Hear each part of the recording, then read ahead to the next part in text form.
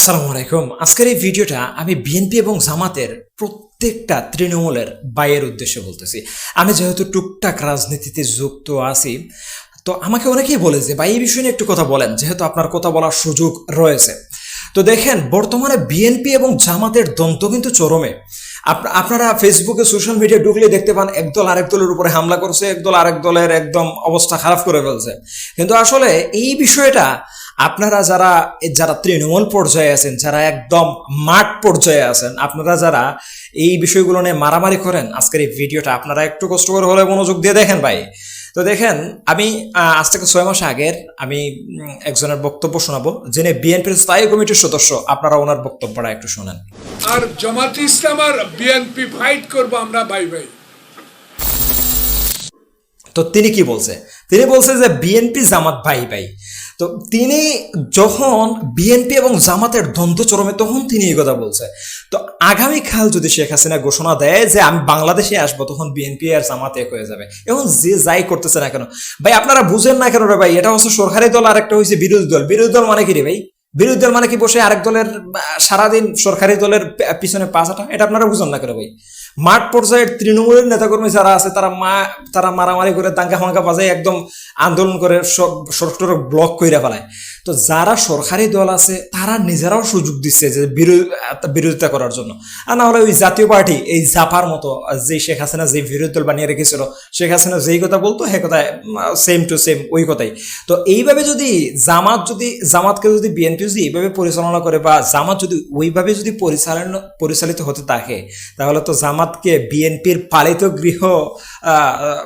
একদম গৃহ, যেটাকে বলে গৃহপালিত বিরোধী দল বলা হবে। তো আসলে আপনারা যারা বুঝেন না ভাই, এখানে এমন একটা জায়গায় তারা আছে যে বিরোধিতা করতে হবে। যদি বিরোধিতা না করে, তাহলে আগামীতে জামাতের রাজনীতি করার সুযোগ পাবে না, এমনকি বিএনপির রাজনীতিও কিন্তু অনেকাংশে বেনিশ হয়ে যাবে। তো আপনারা যারা এই বিষয়টা বুঝেন না ভাই, আসলে আপনাদেরকে কিছু বলার নাই। আপনারা গতকাল আমি ফেসবুকে ঢুকলাম, আপনারা দেখলাম যে কিছু কিছু জায়গায় মারামারি করছেন। তো এইগুলা থামান, দয়া করে এগুলা থামান। আপনারা যারা মাঠ পর্যায়ে আছেন, আপনারা অবশ্যই এই বিষয়টাকে একটু বিবেচনা করেন, আর সবসময় একসাথে থাকার চেষ্টা করেন ভাই। উপরের লেভেলে কি হইতেছে, অনেকেই জামাতরে বলতেছে যে জামাতকে পাকিস্তানের বীজ, এই সেই পাকিস্তানি টেক দিতেছে, রাজাঘাট টেক দিতেছে। আবার বিএনপিকে অনেক ভারতের একদম দালাল বানাই দিচ্ছে। তো বিএনপি যদি ভারতের দালালি যদি হয়ে থাকে, তাহলে গতকাল পাকিস্তানের সাথে গোয়েন্দা চুক্তি কেন করলো? এটা ভারতের বুকে যে কত বড় একটা আঘাত করছে। আপনারা যারা এই সম্পর্কে বুঝেন না, জানেন না, আপনারা এটা বুঝবেন না। এটা হচ্ছে বাংলাদেশের ইতিহাসে অন্যতম একটা, মানে ভারতের জন্য একটা আত্মঘাতী একটা সিদ্ধান্ত, যে বাংলাদেশকে এটা তারা করতে দিচ্ছে, এবং বাংলাদেশের আকাশে কিন্তু তারা মিসাইল উড়াইছে। মেবি গতকাল কক্সবাজার সহ বাংলাদেশের অনেক জায়গা থেকে এটা দেখে গেছে। তো আপনারা যারা এটা বুঝেন না, আপনারা অযথা মাঠে নেমে ফালাফালি কইরেন না ভাই। আমি বিএনপি হোক জামাত হোক, আমি একটা সদস্য। তো কথা হচ্ছে যে আসলে এই তৃণমূল পর্যায়ে আপনারা যারা বুঝেন না, উপরের লেভেলে কিন্তু তারা ঠিকই আছে ভাই। এখন বিরোধিতা করতে হয়, তার কারণ তারা বিরোধী দল হয়েছে এই কারণে। তাই এই নয় যে আপনাদের তারা প্রথম চায়, কখনো তো সংসদে এটা বলে নাই যে আপনাদের তারা প্রথম চায়।